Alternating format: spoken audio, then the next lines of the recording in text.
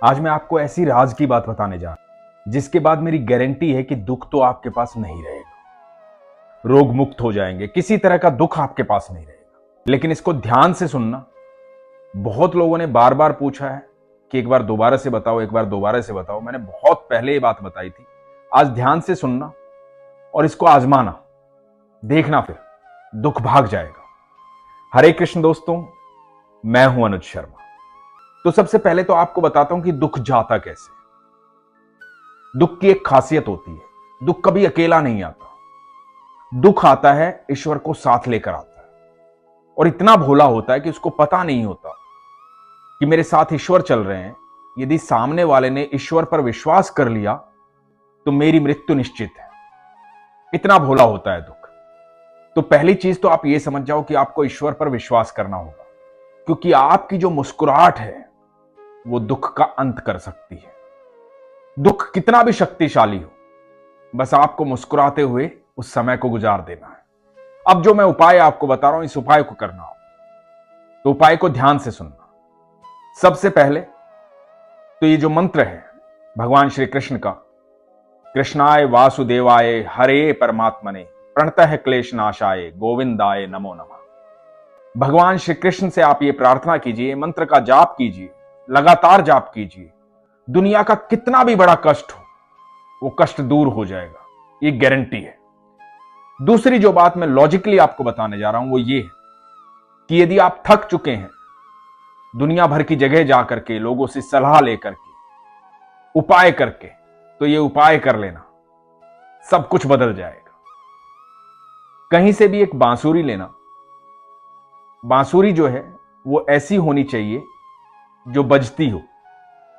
Normal बांसुरी मत लेना जो मंदिर के लिए दे देते हैं लोग, चढ़ा दो 10-20 रुपए की बांसुरी जो आती है, वो मत लेना। एक अच्छी बांसुरी लेना, बांस की बांसुरी लेना। और यदि आपकी क्षमता है और अच्छी बांसुरी लेने की, चांदी की बांसुरी लेने की, वो आपकी क्षमता पर है, लेकिन बांस की बांसुरी लेना, क्योंकि बांसुरी वैसे बांस की ही होती है, फिर श्रद्धा की बात होती है। तो बांसुरी लेना, और बांसुरी को टेस्ट मत करना, ना चेक करना, ना दुकानदार से चेक करवाना।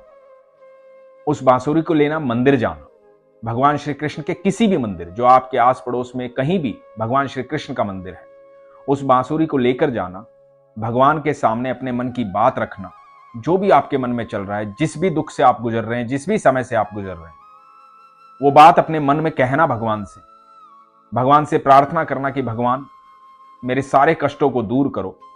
उस बांसुरी को भगवान को अर्पित कर, अर्पित करने के बाद वहां से आप चले आना। वो बांसुरी वापस मत लाना, अपने मन की बात कह के आप चले आना। आप यकीन मानना, कुछ ही समय में आपकी सारी समस्याओं का हल हो जाएगा। अब आप सोचोगे कि समस्याओं का हल कैसे हो जाएगा, तो इस बात को समझिएगा जो मैं बता रहा हूं। बांसुरी भगवान श्री कृष्ण को अत्यंत प्रिय है। बांसुरी एक ऐसा वाद्य यंत्र है, आप दुनिया में किसी भी व्यक्ति को यदि आप देंगे तो उसे लेगा और सबसे पहले उसे फूंक मारेगा, चाहे उसे बजानी आती हो या ना आती हो, लेकिन वो उसे फूकेगा जरूर। बांसुरी दे रहे हैं आप सर्वेश्वर को, भगवान श्री कृष्ण को। उनके होठों से लग करके बांसुरी जब बजती है तो अनंत ब्रह्मांड जो है वो सारा झूम उठता है। तो जब भगवान को आप ये बांसुरी देंगे और भगवान आपके नाम की बांसुरी बजाएंगे, तो जितने भी नक्षत्र हैं, जो ग्रह हैं, जो कुछ भी है, जो लोग बोलते हैं ना कि ये बिगड़ा हुआ है, ये बिगड़ा हुआ है, वो सब उस बांसुरी के चारों तरफ मंडराएंगे। और आपके नाम की जब बांसुरी बजेगी तो सारे दुख एक फूंक में गायब हो जाएंगे। लेकिन ये जो कुछ भी करें आप विश्वास से करें। एक ही बार करना है, ऐसा नहीं है कि आपको लगातार जाके बांसुरी देनी है, एक ही बार करना। ध्यान से सुनिएगा इस बात को। तो एक बार जाइए, मन से बांसुरी दे के आइए, उसके बाद विश्वास रखिए कि आने वाला समय आपका बहुत बेहतर होने वाला है। ये मैं गारंटी देता हूं कि सब कुछ बदल जाएगा, आपके जीवन में अच्छा समय आएगा। दूसरी बात है आपके प्रारब्ध। जो भी कर्म हमने किए हैं किसी भी जन्म में, कभी भी या अभी या कभी, तो प्रारब्ध हमें काटने होते हैं। लेकिन ईश्वर का संग जो है उन प्रारब्ध को काटने में आपको सहूलियत देता है, आसानी देता है, क्योंकि ईश्वर जब आपके संग रहते हैं, दुख कितना भी बड़ा हो वो कमजोर हो जाता है। दुख को एक ही तरीके से आप कमजोर कर सकते हैं, ईश्वर पर विश्वास करके। तो आप भरोसा कभी मत तोड़िए, किसी की बातों में मत आइए। जब आप कमजोर होते हैं, आपका वक्त कमजोर होता है, आप दुखी होते हैं, तो लोग तरह तरह की सलाह देते हैं, लोग भिन्न भिन्न बातें करते हैं, ये कर ले, वो कर ले, ऐसा कर ले, वैसा कर ले। कुछ करने की आवश्यकता नहीं है, सिर्फ विश्वास रखने की आवश्यकता है। एक अत्यंत खूबसूरत प्रसंग आपको सुनाता हूं, ये सुनिएगा। इस प्रसंग से आपको समझ में आएगा कि कौन है कृष्ण और क्यों बातें करते हैं हम विश्वास की, और क्यों मैं कहता हूं कि वो सारे दुख हर लेगा। तो ये बात है महाभारत शुरू होने से पहले। महाभारत शुरू होने से पहले हुआ यूं कि भगवान 5 जगह मांगने आए पांडवों के लिए कौरवों से। भगवान ने कहा कि 5 जगह दे दो, तुम हस्तिनापुर चलाना, और वो 5 जगह पर अपना राज्य करेंगे, सब खुशहाली से रहेंगे, कोई दिक्कत की बात नहीं होगी, तुम खुश रहना, वो खुश रहेंगे, क्या जरूरत है आपस में झगड़ा करने की। लेकिन शकुनी को यह बात सहन नहीं हुई। शकुनी ने दुर्योधन को कहा कि इसको बंदी बना ले, ये उनकी हिमायत लेकर आया है, उनकी तरफ से आया है, उनको हमारे राज्य से हिस्सा देना चाहता है। तो दुर्योधन ने बंदी बनाने के आदेश दिए। अब भगवान को कौन बंदी बना सकता था? अनंत ब्रह्मांड के मालिक हैं वो। पहली बार भगवान श्री कृष्ण ने अपनी थोड़ी सी लाइट दिखाई, पहली बार ये बताया कि मैं हूं कौन और किसे बंदी बनाने जा रहे हो तुम हो कौन। तो भगवान ने जब ये दिखाया तो सब चौंक गए। भगवान को कौन बंदी बना सकता था? भगवान अपनी बात कह के चले गए। जब श्री कृष्ण अपनी बात कह के चले गए तो कौरवों के राजा धृतराष्ट्र ने ज्योतिषी को बुलाया, सबसे मिलकर के सलाह ली कि क्या करें, अब या तो युद्ध होगा या 5 जगह देनी पड़ेगी। तो ज्योतिषी ने कहा सुयोधन जो है, सुयोधन दुर्योधन का नाम था, दुर्योधन हम उनको उनके कर्मों के कारण कहते हैं। तो ज्योतिषी ने कहा जो सुयोधन है, सुयोधन की कुंडली में राजयोग है, दुनिया में कोई भी हरा नहीं सकता, निश्चित तौर पर राजा बनेगा, कोई रोक ही नहीं सकता, कुंडली में लिखा है। तो आप निश्चित तौर पर विश्वास रखिए कि आपका पुत्र ही राजा बनेगा, युद्ध कीजिए। और एक ज्योतिषी के कहने पर युद्ध शुरू हो गया। जब युद्ध शुरू हो गया तो 3 दिन बीत गए। 3 दिन बीत गए और कौरव निपटने शुरू हो गए। तो धृतराष्ट्र ने ज्योतिषी को बुलाया और ज्योतिषी को कहा कि तुमने कहा था मेरा बेटा राजा बनेगा, तो ये क्या चल रहा है?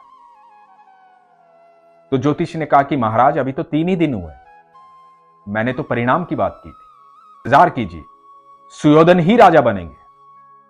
8 दिन बीत गए, आधे कौरव निपट चुके थे। जब आधे कौरव निपट गए, धृतराष्ट्र चिंतित था।